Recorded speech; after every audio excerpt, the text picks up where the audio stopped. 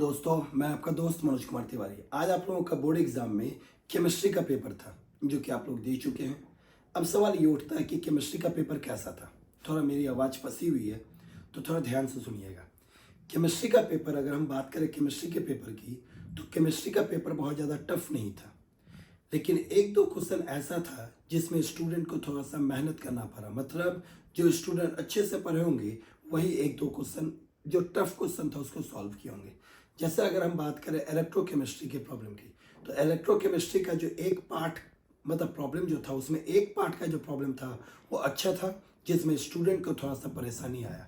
दूसरा organic chemistry का जो कन्वर्जन का क्वेश्चन आया था, जिसमें ए और बी कंपाउंड का नाम बताना था, वो क्वेश्चन भी थोड़ा सा टफ था, जिसमें स्टूडेंट को थोड़ा सा कंफ्यूजन हो रहा था। बट जो लोग अच्छे से ऑर्गेनिक केमिस्ट्री पढ़े होंगे, जो लोग अच्छे से प्रैक्टिस किए होंगे, उनको ऑर्गेनिक केमिस्ट्री के प्रॉब्लम में दिक्कत नहीं आया होगा।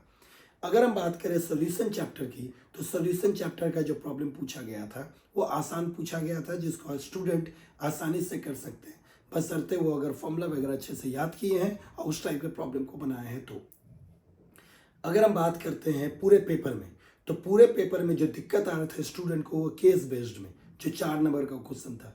4 नंबर के क्वेश्चन में कुछ लोगों को क्वेश्चन समझने में दिक्कत आ रहा था, जिसके वजह से वो क्वेश्चन टफ लगा। लेकिन ओवरऑल जो पेपर था वो ठीक ठाक था।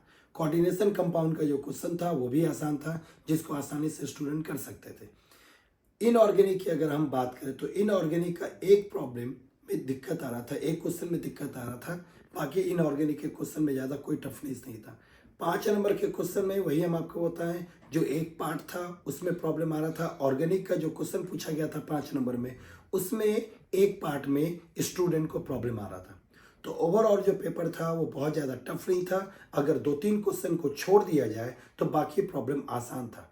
हाँ, थोड़ा सा ये कह सकते हैं कि क्वेश्चन पेपर थोड़ा लेंदी था, थोड़ा टाइम लग रहा था। ऑब्जेक्टिव में जो एजर्सन रीजन का प्रॉब्लम था वो स्टूडेंट के लिए थोड़ा सा टफ लगा। एजर्सन रीजन में बहुत सारे स्टूडेंट को परेशानी आया। बाकी ऑब्जेक्टिव का क्वेश्चन में टफ नहीं था।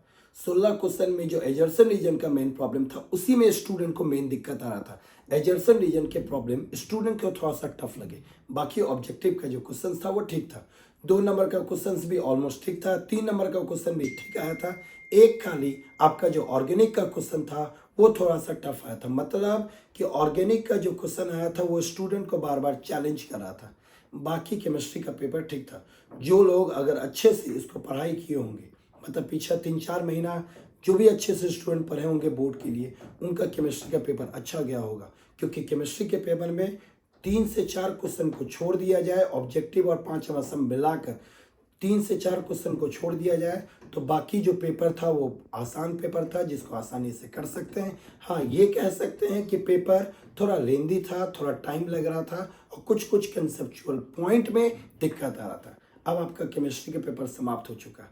अब नेक्स्ट एग्ज़ाम है आपका फिजिक्स का। तो फिजिक्स एग्ज़ाम के लिए अभी से लग जाए। फिजिक्स के लिए भी आप लोगों को हम बार बार बताते रहेंगे कि कौन कौन सा चैप्टर इंपॉर्टेंट है और किस चैप्टर में कौन सा टॉपिक आपको जरूर करना चाहिए। तो चलिए, all the best. Physics exam की तैयारी को अच्छे से करें। Thank you very much.